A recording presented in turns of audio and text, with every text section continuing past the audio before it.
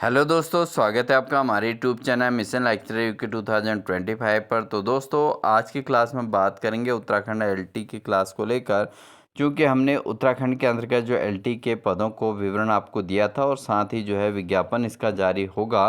तो इसको लेकर जो है प्रिपरेशन अभी से करनी ज़रूरी है। तो इसको लेकर हमने अपनी क्लासेस स्टार्ट कर दी हैं, जिसमें आपने हमारे प्रीवियस क्लासेस देख ली होंगी और हमने फर्स्ट यूनिट वाइज इसमें टॉपिक स्टार्ट करने की तैयारी कर दी है।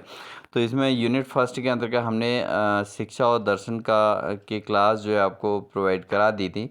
तो प्रीवियस क्लास आपने देख ली होगी। तो आज की क्लास में हम शिक्षा और दर्शन का जो हमने टॉपिक किया था उस पर आधारित एमसीक्यू प्रश्न करेंगे, क्योंकि प्रत्येक क्लास में हम पहले थ्योरी की क्लास कराएंगे और फिर उस पर रिलेट एमसीक्यू प्रश्न भी जो एग्ज़ाम में पूछे जाते हैं उनसे रिलेट जो है क्लास हर बार इसको कंटिन्यू करेंगे।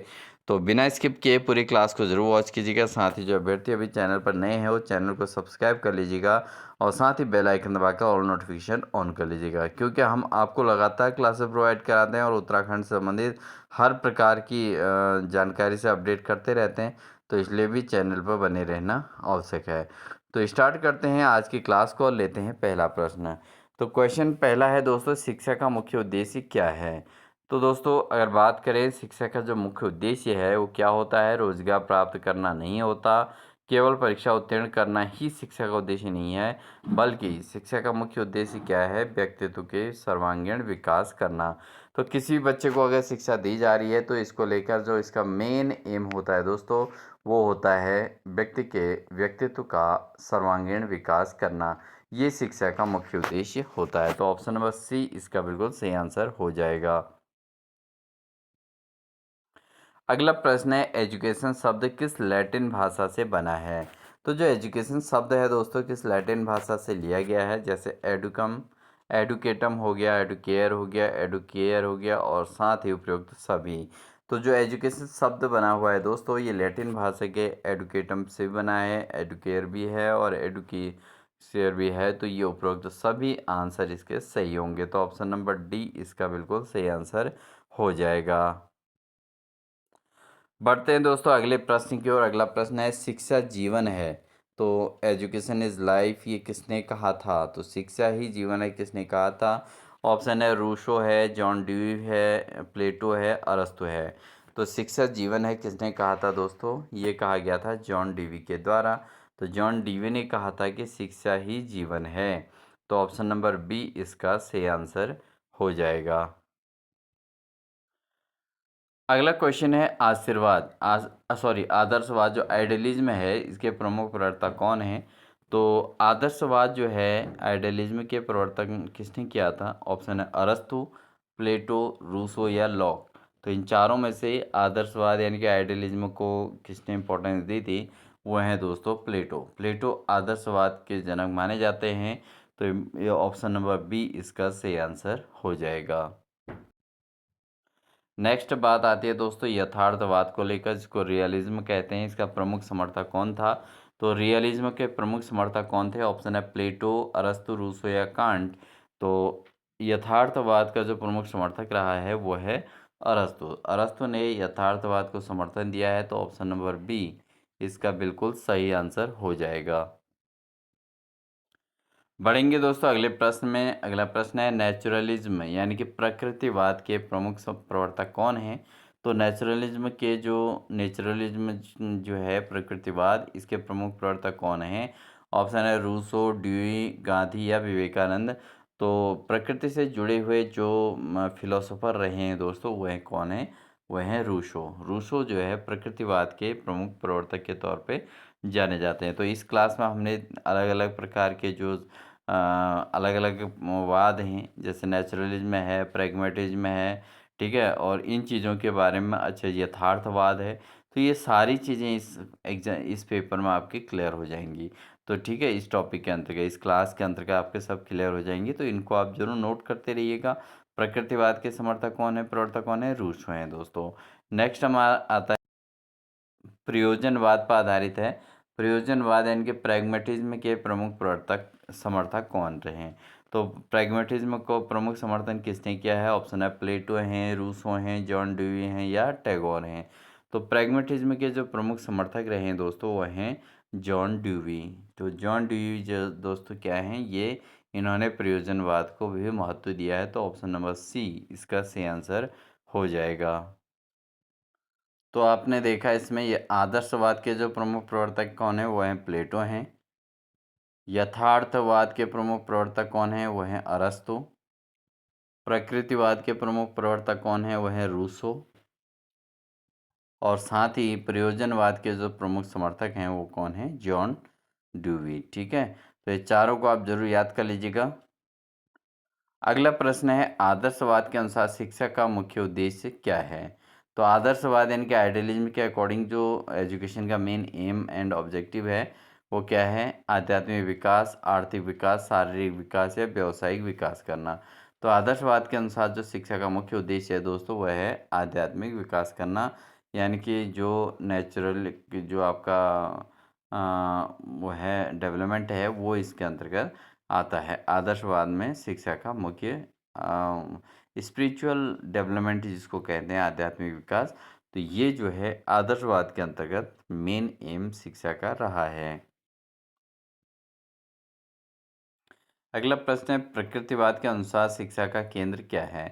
तो जो रूसो जिसके समर्थक हैं प्रकृतिवाद के, नेचुरलिज्म के, इसके अनुसार शिक्षा का क्या उद्देश्य है, शिक्षा का केंद्र क्या है, शिक्षक, छात्र, पाठ्यक्रम या समाज। तो प्रकृतिवाद के हिसाब से देखा जाए तो बच्चे को ही महत्व दिया जाता है, तो छात्र ही इसमें शिक्षा का प्रमुख केंद्र है। और छात्र को जो है नेचुरल वातावरण के मध्य शिक्षा देना जो है रूसो का मेन उद्देश्य रहा है। ठीक है, तो स्वतंत्र अवस्था में छात्र को शिक्षा दी जाए जिससे उस पर किसी प्रकार कोई बाउंडेशन ना हो और वो किसी प्रकार की क्रिया प्रतिक्रिया बहुत आसानी से कर सके। अगला प्रश्न है, करके सीखना किस दर्शन का सिद्धांत है। तो किस दर्शन का सिद्धांत है करके सीखना, जैसे आदर्शवाद है, प्रयोजनवाद है, यथार्थवाद है, प्रकृतिवाद है, प्राकृतिकवाद। तो करके सीखना किस दर्शन का सिद्धांत है। तो अगर हम बात करें इसमें डूइंग जो है करके सीखने की बात इसमें कही गई है। ठीक है, तो ये जो है प्रयोजनवाद से संबंधित है। ठीक है, तो ये दर्शन का किस दर्शन सिद्धांत पर आधारित है, यह है प्रयोजनवाद पर आधारित। ऑप्शन नंबर बी इसका सही आंसर हो जाएगा।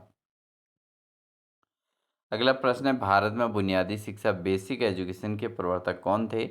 तो बेसिक एजुकेशन जो भारत के अंतर्गत है उसके प्रवर्तन किसने किया था। तो ऑप्शन है टैगोर, महात्मा गांधी, विवेकानंद या अरविंद। तो बुनियादी शिक्षा बेसिक एजुकेशन का जो समर्थन किया था किसने किया था, ये किया था महात्मा गांधी ने। महात्मा गांधी जो है बुनियादी शिक्षा के समर्थक रहे हैं भारत में। प्राथमिक शिक्षा पर इन्होंने जोर दिया है और साथ ही इन्होंने जो है लघु और कुटीर उद्योग को लेकर भारत में जो है कुटीर उद्योग को इम्पोर्टेंस दी है जिससे प्रत्येक व्यक्ति जो है अपने आप पर डिपेंडेंट रहे। ठीक है, तो इसको इन्होंने महत्व दिया था। अगला प्रश्न है दोस्तों, शिक्षा का द्विध्रुवीय सिद्धांत किसने दिया था। ये भी द्विध्रुवीय और त्रिध्रुवीय का क्वेश्चन बार बार पूछा जाता है दोस्तों। जो शिक्षा का द्विध्रुवीय सिद्धांत दिया था वो दिया था आपको जॉन एडम्स ने। किसने दिया था, जॉन एडम्स ने दिया था दोस्तों शिक्षा का द्विध्रुवीय सिद्धांत। तो ऑप्शन नंबर ए इसका सही आंसर हो जाएगा। बढ़ते हैं अगले प्रश्न में, त्रिध्रुवीय शिक्षा सिद्धांत में तीसरा ध्रुव कौन सा है। तो अगर हम बात करें त्रिध्रुवीय शिक्षा सिद्धांत की, तो यहाँ पर शिक्षक, समाज, पाठ्यक्रम या विद्यालय। तो त्रिध्रुवीय शिक्षा सिद्धांत के अंतर्गत क्या आता है दोस्तों, वो आता है समाज। ठीक है, तो समाज जो है इसका तीसरा ध्रुव है।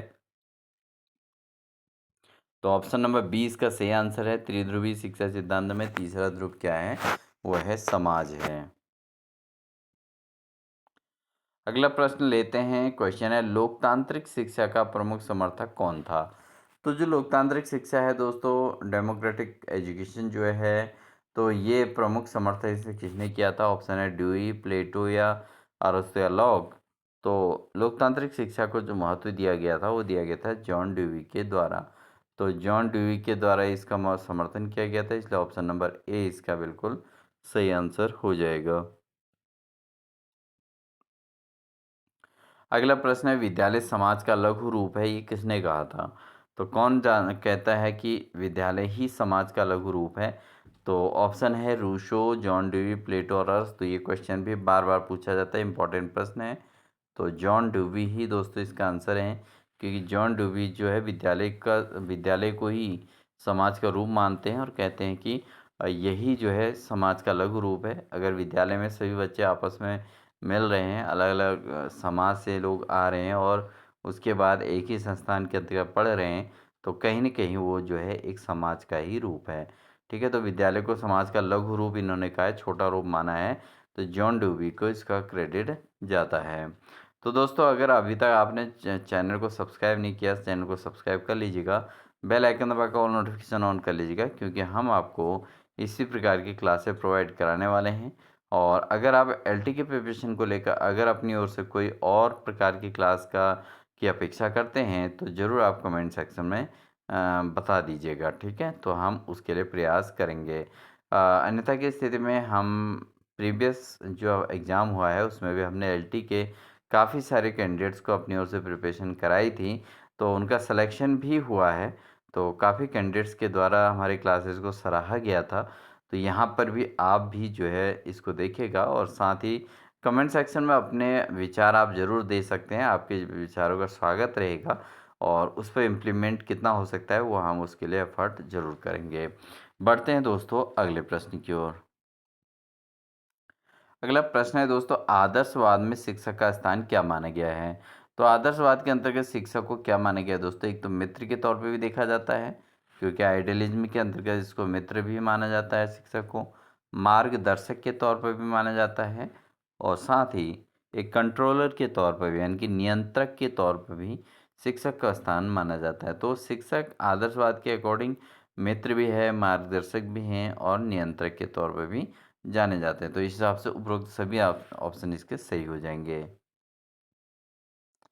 अगला प्रश्न है दोस्तों, प्रकृतिवाद में अनुशासन का आधार क्या है?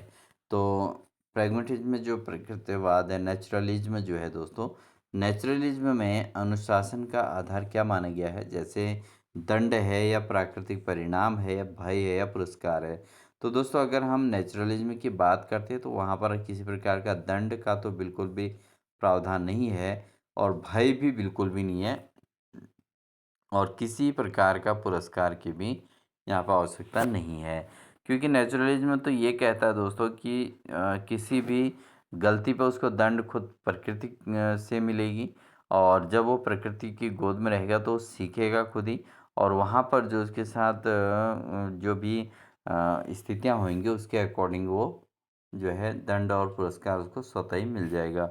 तो प्राकृतिक परिणाम ही प्रकृतिवाद में अनुशासन का आधार माने जाते हैं। तो ऑप्शन नंबर बी इसका सही आंसर हो जाएगा। अगला प्रश्न है, यथार्थवाद में ज्ञान का स्रोत क्या है? तो अगर यथार्थवाद में माने तो ज्ञान का स्रोत क्या है? तो ऑप्शन है अनुभव, आत्मा, कल्पना या ईश्वर। तो यथार्थवाद में जो ज्ञान का स्रोत है दोस्तों वो क्या है? अनुभव। यथार्थवाद में अनुभव के द्वारा ही सीखा जाता है, तो इसलिए ऑप्शन नंबर ए इसका सही आंसर हो जाएगा। अगला प्रश्न लेते हैं, प्रयोजनवाद में सत्य क्या था? सत्य क्या है? ठीक है, प्रयोजनवाद जो है प्रैग्मेटिज्म जो है इसमें जो है सत्य क्या है ये बताना है। ऑप्शन है स्थायी, परिवर्तनशील, कल्पनाशील या आध्यात्मिक। तो अगर प्रयोजनवाद की बात करें दोस्तों, इसमें सत्य क्या है? सत्य एक परिवर्तनशील है, ठीक है, यानी कि चेंजेबल है। तो इस आधार पर जो है सत्य परिवर्तनशील हो सकता है, तो प्रयोजनवाद ने इसको माना है, तो ऑप्शन नंबर बी इसका सही आंसर हो जाएगा। अगला प्रश्न एक महान व्यक्तित्व के बारे में है दोस्तों। महान व्यक्तित्व हैं स्वामी विवेकानंद और इनके अनुसार शिक्षा क्या है? तो दोस्तों स्वामी विवेकानंद ने शिक्षा के क्षेत्र में काफ़ी सुधार कार्य किए हैं और जिनके लिए इनको हमेशा याद किया जाता है।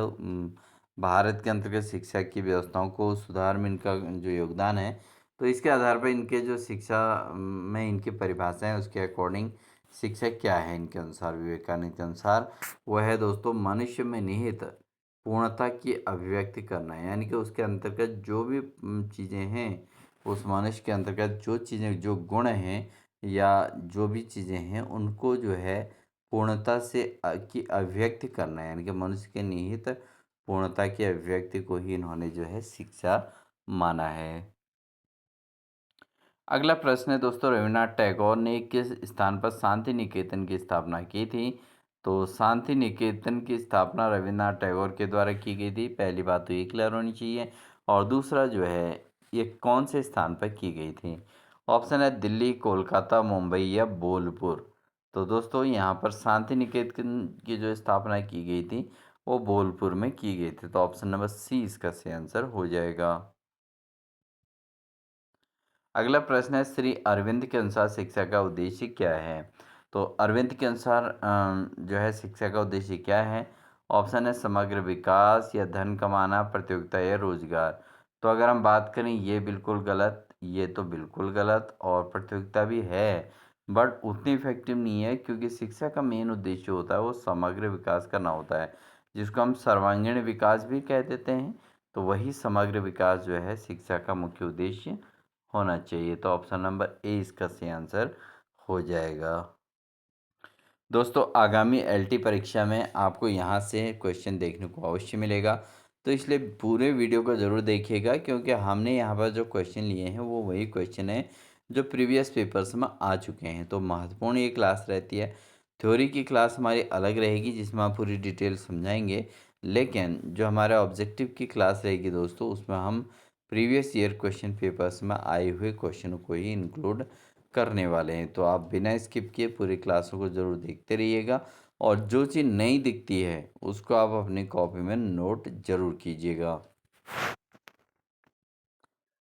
अब बात करते हैं दार्शनिकों की दृष्टि से शिक्षा का आधार क्या है।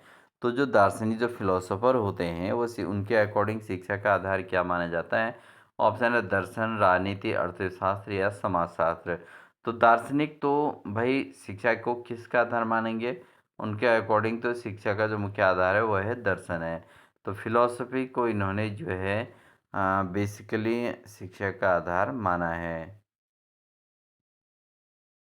बढ़ेंगे दोस्तों अगले प्रश्न में। अगला प्रश्न है, शिक्षा का सामाजिक उद्देश्य किससे संबंधित है? तो शिक्षा का जो सामाजिक उद्देश्य है दोस्तों, किससे संबंधित होगा? बहुत आसान से ये प्रश्न है। व्यक्ति, प्रकृति और उद्योग, ये तीनों से तो बिल्कुल भी नहीं है। तो किससे संबंधित है शिक्षा का सामाजिक उद्देश्य? शिक्षा का सामाजिक उद्देश्य की बात करेंगे तो समाज से ही रिलेट होगा। तो समाज ही इसका सही ऑप्शन हो जाएगा। तो ऑप्शन नंबर ए इसका सटीक आंसर रहेगा। अगला प्रश्न है, बाल केंद्रित शिक्षा के समर्थक कौन हैं? बाल केंद्रित शिक्षा के समर्थक कौन है? ऑप्शन है रूसो, प्लेटो, अरस्तु या कांट। तो बाल केंद्रित शिक्षा का जो समर्थन किया गया था दोस्तों, किसके द्वारा किया गया था? रूसो के द्वारा किया गया था बाल केंद्रित शिक्षा का समर्थन। तो ऑप्शन नंबर ए इसका सही आंसर हो जाएगा। बढ़ेंगे अगले प्रश्न में, ज्ञान का सर्वोच्च रूप आदर्शवाद में क्या माना गया है? तो ज्ञान का सर्वोच्च रूप आदर्शवाद के अंतर्गत किसको माना गया है? ऑप्शन है आध्यात्मिक ज्ञान, वैज्ञानिक ज्ञान, व्यावसायिक ज्ञान या तकनीकी ज्ञान। तो ज्ञान का जो सर्वोच्च रूप है आदर्शवाद में, आइडियलिज्म के अंतर्गत, वो है दोस्तों आध्यात्मिक ज्ञान होना जरूरी है। तो शिक्षा के अंतर्गत अगर आध्यात्मिक ज्ञान है तो उसको जो है आदर्शवादी अच्छा मानते हैं, और वो उसको सर्वोच्च रूप के तौर पर देखते हैं। तो ऑप्शन नंबर ए इसका सही आंसर हो जाएगा। दोस्तों अभी तक वीडियो लाइक नहीं किया तो लाइक ज़रूर कर दीजिएगा, और चैनल को अपने दोस्तों तक शेयर कर दीजिएगा। जो भी कैंडिडेट्स आपके साथी हैं जो एलटी की प्रिपरेशन कर रहे हो या किसी प्रकार की शिक्षा मनोविज्ञान से संबंधित किसी प्रकार के एग्ज़ाम्स की तैयारी कर रहे हो, तो उन्हें इसको ज़रूर शेयर कर दीजिएगा। अगला प्रश्न है, शिक्षा का औपचारिक माध्यम कौन सा है? तो शिक्षा का औपचारिक माध्यम तो बहुत आसान सा प्रश्न है। औपचारिक शिक्षा कहाँ मिलती है? ये मिलती है विद्यालय के अंतर्गत। तो ऑप्शन नंबर बी इसका सटीक आंसर हो जाएगा। बढ़ते हैं दोस्तों अगले प्रश्न में, भारतीय शिक्षा दर्शन का प्रमुख आधार क्या है? तो भारतीय शिक्षा दर्शन का प्रमुख आधार क्या है? ऑप्शन है आध्यात्मिक, व्यापार, राजनीति, उद्योग। तो ये तो शिक्षा दर्शन के अंतर्गत इनका तो कोई मतलब है नहीं, ये तीनों बिल्कुल ही ऑड हैं। तो इसका सही आंसर होगा आध्यात्मिक। ठीक है, तो भारतीय शिक्षा दर्शन का प्रमुख आधार क्या है? वह है आध्यात्मिक शिक्षा। पढ़ते हैं दोस्तों अगले क्वेश्चन में, यथार्थवाद किस पर बल देता है? अब यथार्थवाद ने किस पर बल दिया है? देखिए, कल्पनाशीलता तो यथार्थवाद में होती नहीं है, आत्मा को इम्पोर्टेंस दे नहीं सकता। आत्मा और ईश्वर यानी कि ये तो भाई आध्यात्मिक की ओर रिप्रेजेंट करते हैं। यथार्थवाद जो महत्व देता है वो वास्तविक चीज़ों को महत्व देता है। तो इस चीज़ को ध्यान देना है आपने। तो टॉपिक के अकॉर्डिंग आपको पता होना चाहिए कि यथार्थवाद जहाँ पर बात आती है तो वहाँ पर वस्तु की वास्तविकता को महत्व मिलेगा, ना कि आध्यात्मिक चीज़ों को, ना कल्पनाशील को। ठीक है, आप सोच रहे हैं और कर कुछ नहीं रहे हैं तो इनमें से वो यथार्थवादी नहीं है। यथार्थवादी क्या है कि जो वास्तविक रूप से सामने है, प्रत्यक्ष जो है, उसको महत्व देता है। तो इसलिए यथार्थवाद किस पर बल देता है? ये देता है वस्तु की वास्तविकता पर बल। अगला प्रश्न बहुत आसान सा रखा है दोस्तों, शिक्षा का अनौपचारिक माध्यम कौन सा है? तो इसको तो ऑब्वियसली कोई भी बता देगा। अनौपचारिक शिक्षा, अनौपचारिक शिक्षा वो होती है दोस्तों जिसमें आपको किसी ऐसे जगह पर जाने की आवश्यकता नहीं होती है, आपको अपने ही घर में सब कुछ सीखने को मिल जाता है। तो इसको हम अनौपचारिक शिक्षा कहते हैं और इसका माध्यम जो होता है वो क्या होता है? परिवार होता है। तो ऑप्शन नंबर बी बिल्कुल सही है, क्योंकि विद्यालय में समाज के सभी लोग आते हैं, विश्वविद्यालय और महाविद्यालय इनमें समाज के सभी वर्ग के लोग एक साथ आते हैं, जबकि परिवार के अंतर्गत अपनी फैमिली होती है और उसके अंतर्गत जो है व्यक्ति को या बच्चे को अनौपचारिक शिक्षा दी जाती है। बढ़ते हैं दोस्तों अगले प्रश्न में, करो और सीखो का सिद्धांत किससे संबंधित है? तो कौन सा वाद है, यानी कि प्रयोजनवाद, आदर्शवाद, यथार्थवाद या अस्तित्ववाद? तो इनमें से किस में जो है शिक्षा में करो और सीखो का सिद्धांत यूज होता है? वो होता है आपका प्रयोजनवाद के अंतर्गत। प्रयोजनवाद में इम्पोर्टेंस दी जाती है करके सीखने को, यानी कि लर्निंग बाय डूइंग का सिद्धांत जो डेवलप किया था वो प्रयोजनवाद ने किया था। प्रैग्मेटिज्म ने ही जो है लर्निंग बाय डूइंग को इम्पोर्टेंस दिया था। अगला एक और इम्पोर्टेंट क्वेश्चन है, महात्मा गांधी की शिक्षा योजना का मुख्य आधार क्या था? तो महात्मा गांधी की जो शिक्षा योजना थी उसका मुख्य आधार क्या था? ऑप्शन है हस्तकला, विज्ञान, राजनीति या व्यापार। तो महात्मा गांधी ने जो शिक्षा योजना के अंतर्गत जो इम्पोर्टेंस दी थी दोस्तों, वो दी थी हस्तकला को लेकर। तो हस्तकला को इन्होंने इम्पोर्टेंस दी थी, इसलिए ऑप्शन नंबर ए इसका सही आंसर हो जाएगा। और इन्हीं के आधार पर आपने देखा होगा बहुत सारे विद्यालयों में मिट्टी के कार्य और इन चीज़ों को बहुत ज़्यादा इम्पोर्टेंस दिया जाता है और बच्चे की कलात्मकता को भी महत्व दिया जाता है। और साथ ही अगर कोई बच्चा एडिशनल चीज़ें सीखना चाहता है रोजगार से संबंधित, तो उन चीज़ों को भी महात्मा गांधी ने महत्व दिया था। तो इसलिए हस्तकला को इनके द्वारा बहुत वरीयता दी गई थी। तो ऑप्शन नंबर ए इसका सही आंसर हो जाएगा। क्वेश्चन नंबर 33 है दोस्तों, बहुत इंपॉर्टेंट प्रश्न है ये भी। आदर्शवाद में सत्य का स्वरूप कैसा माना गया है? तो आदर्शवाद के अंतर्गत, आइडियलिज्म के अंतर्गत जो सत्य का स्वरूप है वो किस प्रकार का माना गया है? शाश्वत, परिवर्तनशील, अस्थायी या भौतिक? तो ये तीन के तीन तो बिल्कुल गलत हैं। तो परिवर्तनशील भी नहीं है शिक्षा का स्वरूप, सत्य का स्वरूप, और न ही अस्थायी है, न ही परिवर्तनशील है। ये आदर्शवाद ने जो सत्य का स्वरूप माना है दोस्तों, माना है शाश्वत। किस प्रकार का माना है? शाश्वत स्वरूप माना है। तो ऑप्शन नंबर ए इसका सही आंसर हो जाएगा।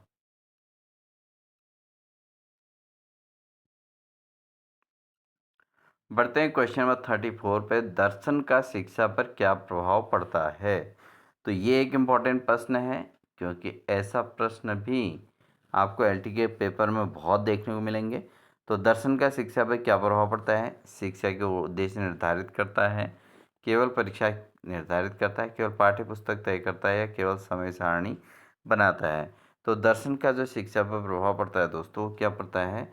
शिक्षा के उद्देश्य को निर्धारित करने का काम दार्शनिकों ने ही किया है। ठीक है, तो शिक्षा और दर्शन एक ही सिक्के के दो पहलू हैं, और इसमें दर्शन के बिना शिक्षा अधूरी है। और शिक्षा के उद्देश्य निर्धारित करने का कार्य कौन करता है? वो दर्शन के द्वारा ही, फिलोसफी के द्वारा ही होता है। बढ़ते हैं दोस्तों आज की क्लास के अंतिम क्वेश्चन में। अंतिम क्वेश्चन हमारा 35 है कि उत्तराखंड एलटी परीक्षा की दृष्टि से शिक्षा और दर्शन में सबसे महत्वपूर्ण विषय कौन सा है? तो अगर हम यहाँ पर बात करें कि एलटी परीक्षा की दृष्टि से शिक्षा और दर्शन में सबसे महत्वपूर्ण विषय कौन सा है? शिक्षा के उद्देश्य और प्रमुख दार्शनिक विचारधाराएं, केवल गणित, केवल भूगोल या केवल इतिहास? तो अगर हम बात करें इसमें तो दोस्तों इसके अंतर्गत शिक्षा के उद्देश्य और प्रमुख दार्शनिक विचारधाराएं जो हैं हमारे उत्तराखंड के परीक्षा की दृष्टि से शिक्षा और दर्शन में सबसे महत्वपूर्ण विषय यहाँ पर शिक्षा के उद्देश्य और प्रमुख दार्शनिक विचारधाराएं होंगी। तो नेक्स्ट क्लास में हम शिक्षा के उद्देश्य के अंतर्गत प्रमुख दार्शनिक विचारधाराओं पर चर्चा करेंगे। आई होप आपको हमारी क्लास अच्छी लगी होगी। तो क्लास अच्छी लगी तो वीडियो को लाइक कर दीजिएगा, चैनल पर नए हैं तो चैनल को सब्सक्राइब कर लीजिएगा, साथ ही बेल आइकन दबाकर ऑल नोटिफिकेशन ऑन कर लीजिएगा दोस्तों, क्योंकि हम इसी प्रकार के आपको क्लासेस प्रोवाइड कराते रहेंगे और मिलेंगे आपको एक नेक्स्ट क्लास के साथ। तब तक के लिए दोस्तों अपना ध्यान रखिएगा, अपनी तैयारी को प्रॉपर करते रहिएगा और चैनल पर जो अभ्यर्थी नए हैं सब्सक्राइब करके बेल आइकन दबाकर ऑल नोटिफिकेशन ऑन कर लीजिएगा। वीडियो अच्छी लगी तो उसको लाइक कर दीजिएगा, शेयर कर दीजिएगा अधिक से अधिक। तो प्रत्येक व्यक्ति के द्वारा भी एक शेयर अगर कर दिया जाएगा तो हमें काफ़ी इससे हेल्प देखने को मिलेगी। तो मिलते हैं आपको नेक्स्ट क्लास में, तब तक के लिए दोस्तों wish you all the best.